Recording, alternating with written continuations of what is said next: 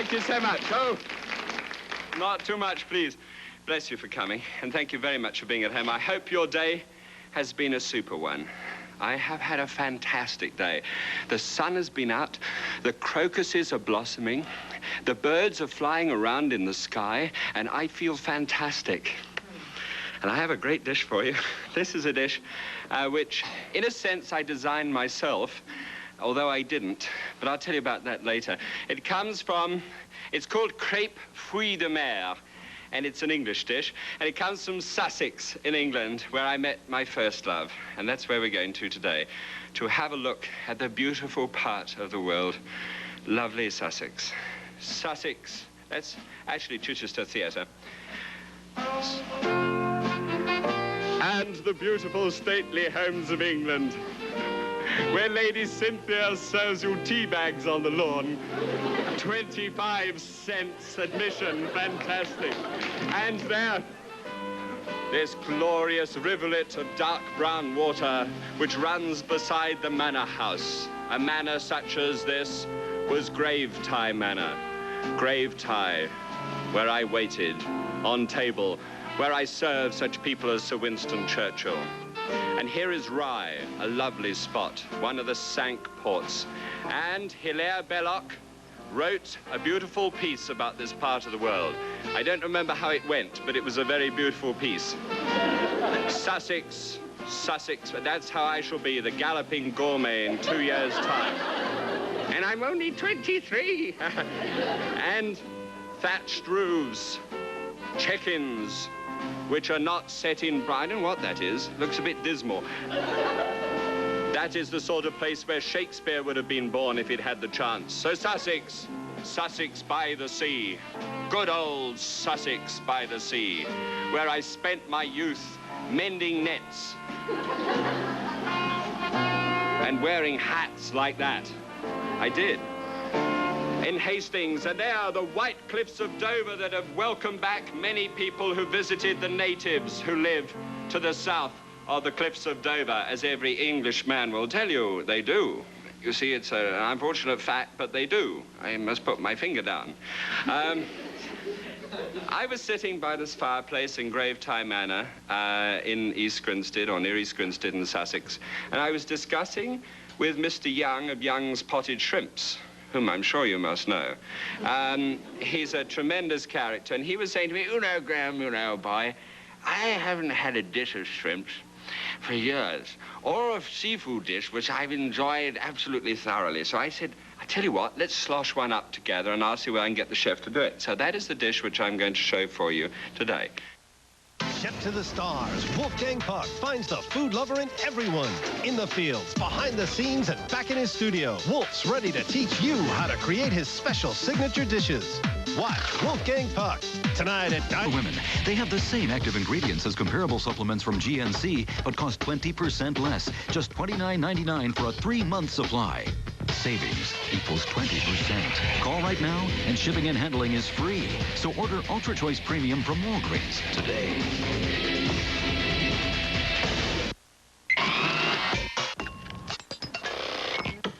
Kick it up another notch. 1 more notch.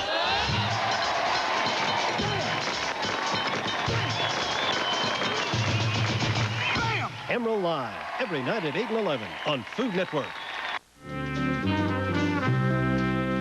Right, now here I have, that is not a fixative for bill posters.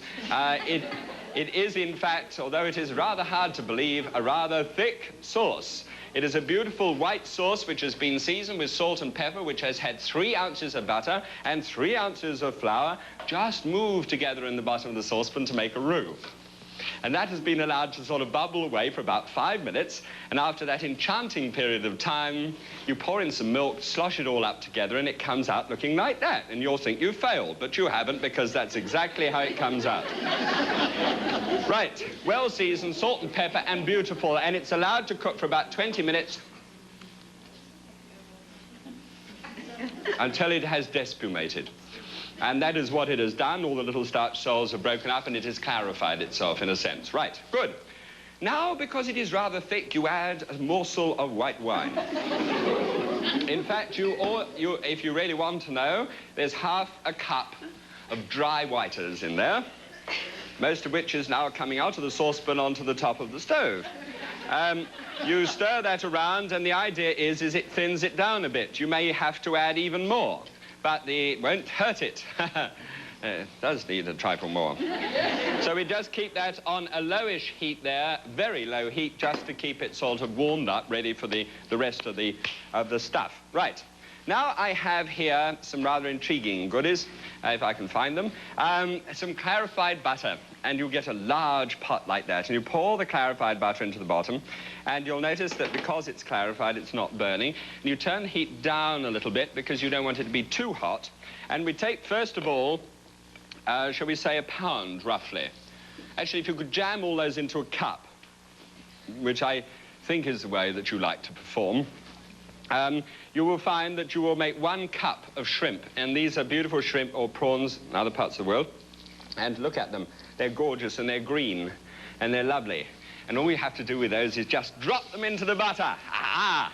And just add a quick dew of pepper and a quick dew of salt on top of them. And then just heave those around in the bottom of the pan there. And look, one of the most beautiful things that can ever happen in the gastronomic world happens before your very eyes. They go red. They do. They go that lovely pink color that shrimps go as they just cook. Now, those need to cook rather longer than the rest of the articles that I need. But the rest of the articles I need is, first of all, to make a pancake. That shouldn't be on at all. Ha, ha, ha. So we take that off. Now, so I have this pan on here. There is a pan which is very good for making pancakes in. So you wipe the dust out of it first, and now you bring out the pancake batter, place it by the side, and you bring a piece of butter to the side. Now, I'm going to show you how to make the best pancake you've ever seen in your life. Excalibur, chung, and you place into that about 1 ounce of butter, and as it hits the pan, it sizzles. Oh, no, not again.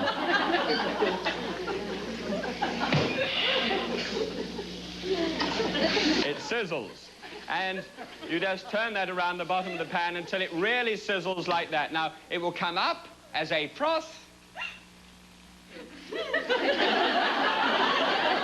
You'll get rid of it eventually, darling. It's all right, don't worry. And when it stops frothing, that means that the water content has gone from it, and it starts to burn. Now, at that particular point in time, you pour it into the batter, right? Now you get a piece of paper towel. That's the last of it. And pour every little dribble of butter into that pan and just wipe the pan around with that paper towel, leaving a smear of butter just around there, right? Put it back onto the heat once again, get hold of a ladle, and just whack that nearly burnt butter around into that pancake mixture. The pancake mixture, if you're remotely interested and your husband's back is available and you want to jot it down, is, in fact, 4 ounces of sifted plain flour, 1 whole egg and 1 yolk of egg, just 9 fluid ounces of milk, and you pour it down into the middle, a bit of salt, and you let it stand beautifully, succulently for 4 hours.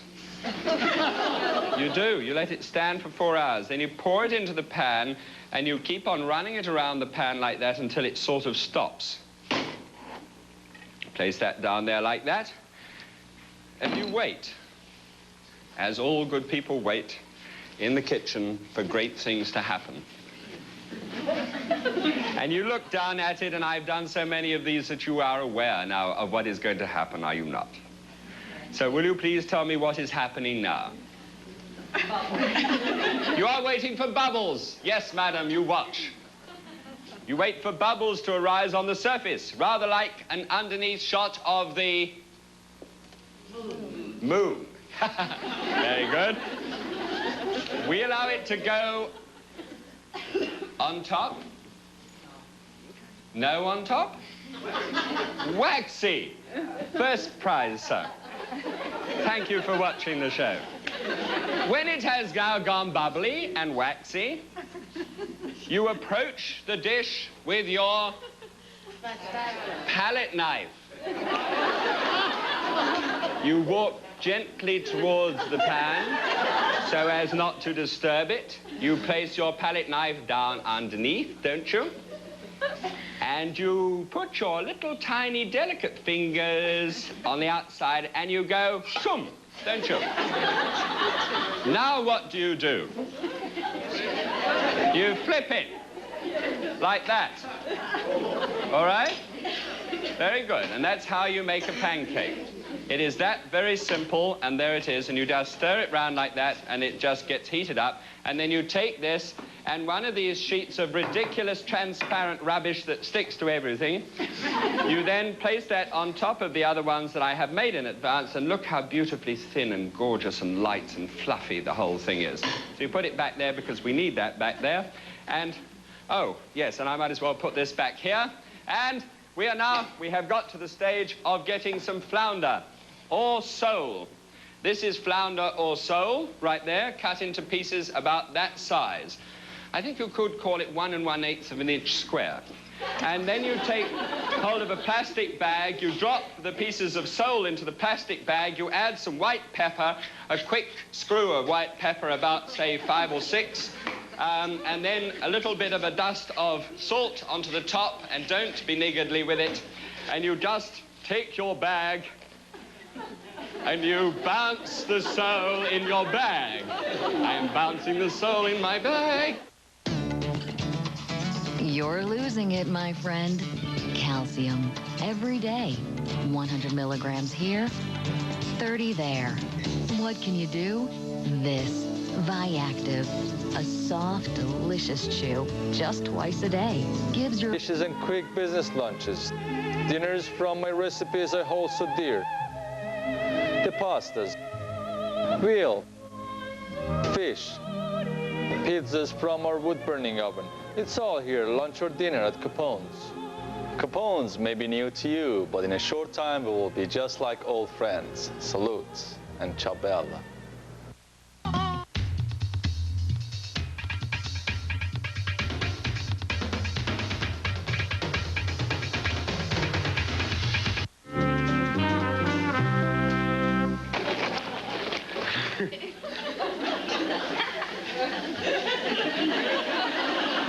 Now, when you have shaken your bag with the flour in it for 2 minutes, it looks terrible.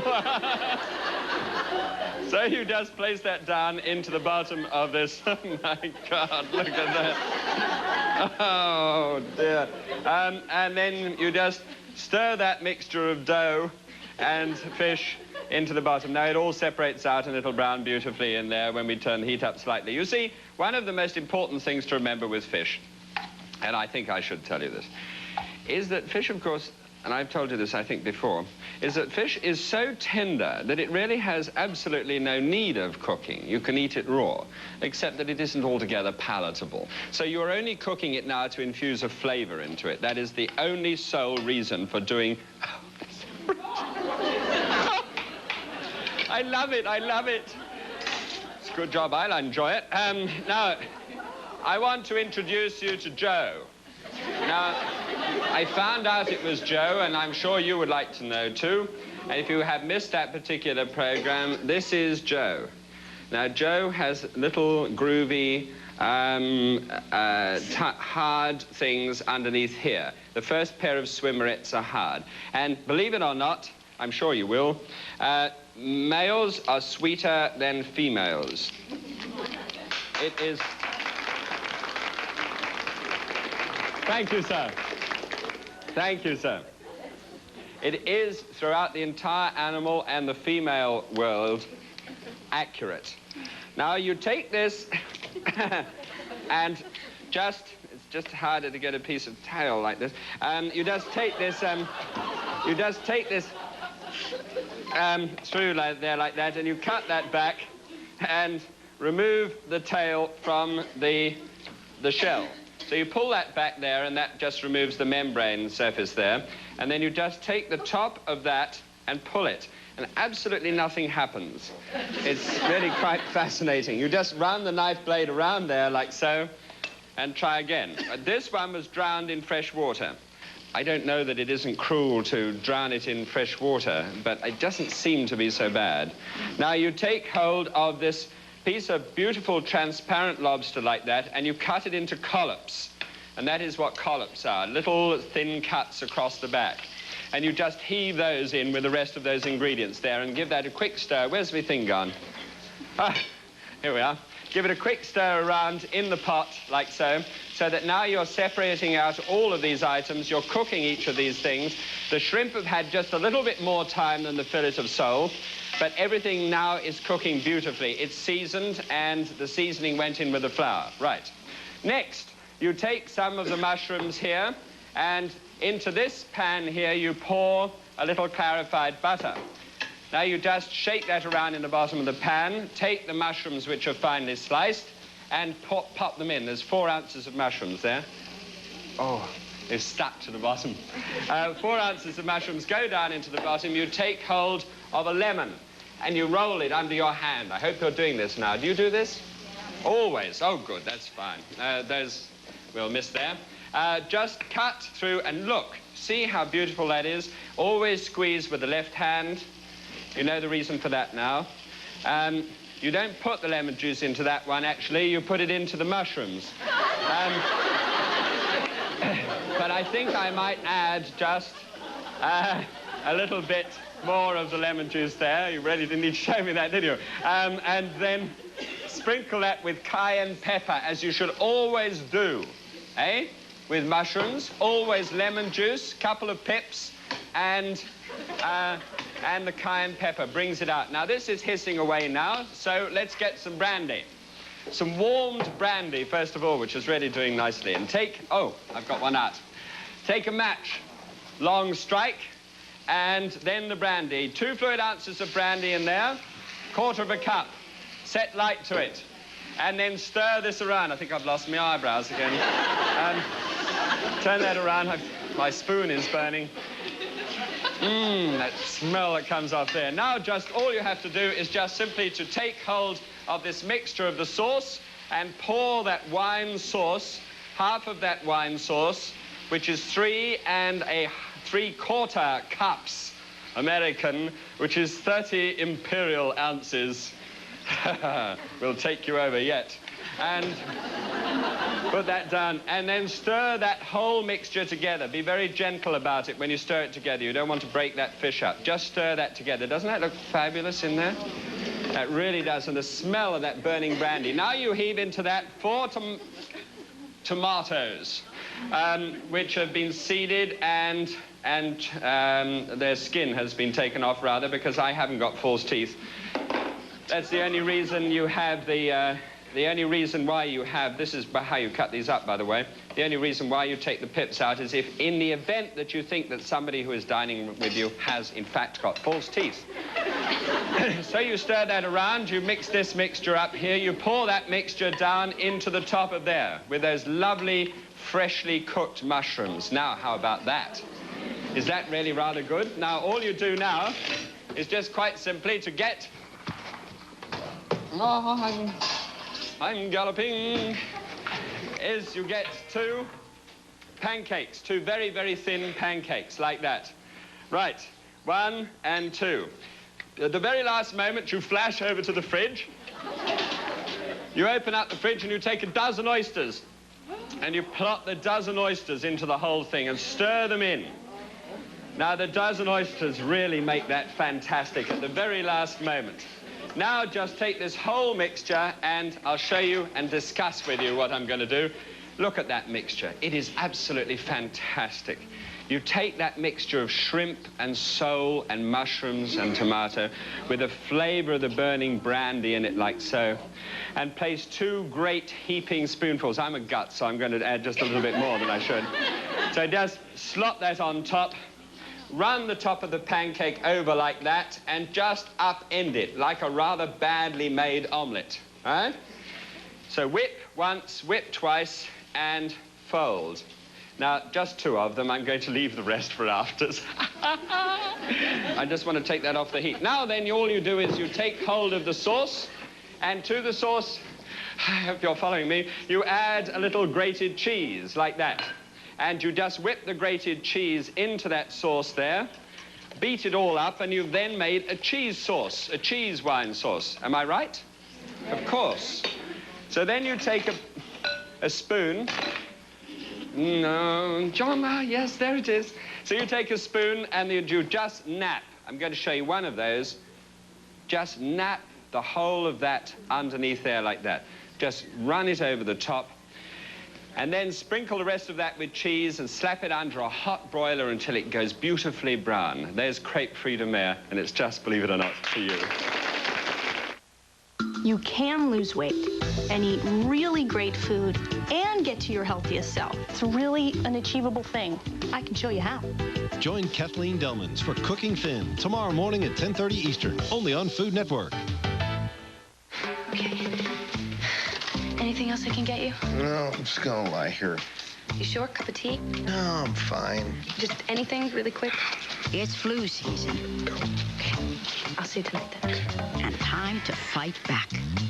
Luckily, there's Tylenol Flu with powerful flu medicines plus extra strength Tylenol to help you feel better fast. Hey, back so soon? Thought you could use a little company. Tylenol Flu. Take comfort in our strength. Wake up to new Hot Pockets brand breakfast. Real scrambled up. Must be 18 or older to call or log on.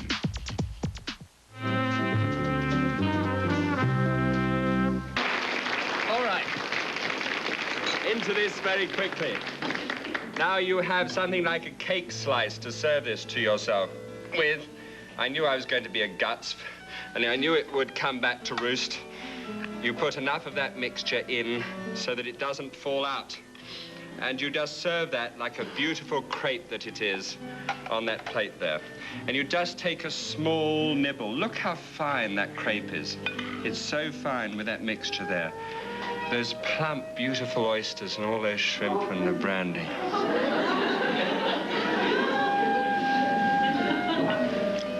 That is truly delicious. Please try it. And thank you for being with me. And God bless you.